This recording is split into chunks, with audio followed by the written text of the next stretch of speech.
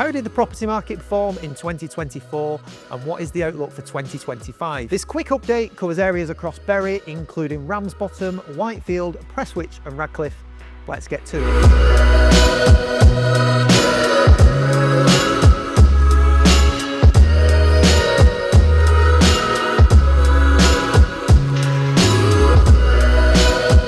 We entered 2024 following a subdued property market in 2023. The base rate of interest had climbed from record lows of 0.1% in 2020 to 5.25% in August 2023. This was primarily driven by higher inflation and resulted in increased borrowing costs for buyers. The landscape shifted significantly during that COVID boom, and we saw property prices rise 35% in the area, which was the equivalent of 10 years' growth in just 3 short years. And while incredible, such rapid growth was ultimately unsustainable. During that boom, cheap borrowing created a supply and demand imbalance with an abundance of buyers coming into the market, but fewer properties available. Fast forward to today, and things look very different. The number of properties listed for sale is at a 10-year high, there are fewer buyers in the market, and the balance of power in many areas has started to shift to the buyer. So how has this affected property prices in 2024?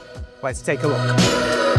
Leading the way is Prestwich with a 3.4% increase this year, and it's not surprising really, with the vibrant village feel and the great metro links consistently attracting new buyers. And of course, they've even got Rudy's Pizza, which is a great addition to the area.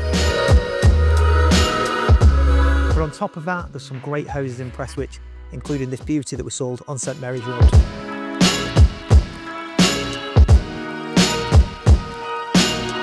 And close behind, with a 3.2% rise this year, is Radcliffe, and we've sold some lovely homes in this area, including this stunner on Higher Pit Lane.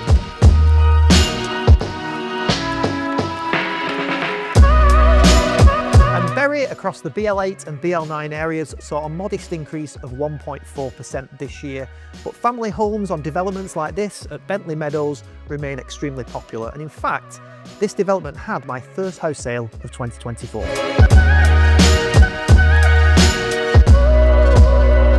Whitefield has seen a slight increase this year of 0.95%. It remains popular due to the Metro link and the great local amenities, including the brilliant Slattery.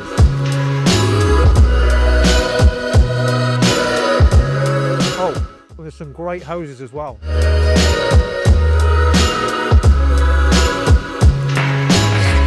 Ramsbottom has actually seen a decline this year of 3.5%. It's not wholly unexpected after such huge growth, so I see it more of a correction than anything serious. In any case, we've sold some great homes, including this iconic house in Holcombe Brook.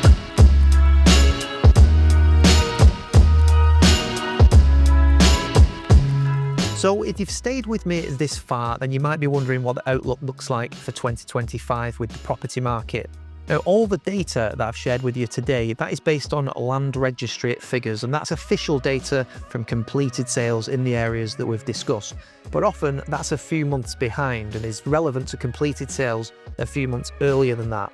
What we can also look at are Rightmove trends, because Rightmove have all the front-end data and can see things that are happening in real time. Now, the front-end stats right now paint a really positive picture, and what we can see is that the sales being agreed are actually up 29% year on year, and the number of buyer registrations are up 17% with estate agents also year on year. Now, what I would stress is that the 2023 property market wasn't the best, so any improvement would have been welcomed, but there's no doubt that these figures are positive. However, it's important that we don't get carried away. We've just recently had the budget and it wasn't great reading for businesses with the national insurance hikes, and the general feeling now is that inflation could rise as businesses pass on their additional cost to the consumer. And why is this important? Well, it probably means that interest rates won't come down further anytime soon. We've obviously just had 2 recent drops, one in August and another in November, so that's positive with the base rate being at 4.75%. But the banks are yet to pass that on, so affordability remains an issue for a lot of buyers. All that said, Mortgage approvals are up 43% year on year, so this suggests that buyers are eager to act in 2025. So if you're looking to sell, how do you take advantage of all these active buyers next year? Well, the first thing you need to do is look at your pricing point. And that might seem like a really obvious statement to make, but there are so many houses that are overpriced at the moment with reduced tags on them or have been stale for a very long time.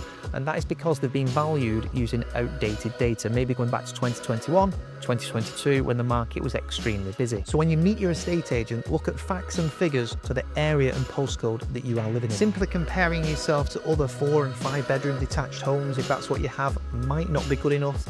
You might want to consider the price per square foot being achieved in the area. You might also want to consider the Rightmove trends. So please pay attention to those when you do go to the market. And of course, with all that competition, you need exceptional marketing and a great team behind you to make sure you achieve premium results. So that's it for this year. I hope you found this market update useful. You're thinking of selling your home in 2025? I'd love to speak to you, so please get in touch. Thanks for watching.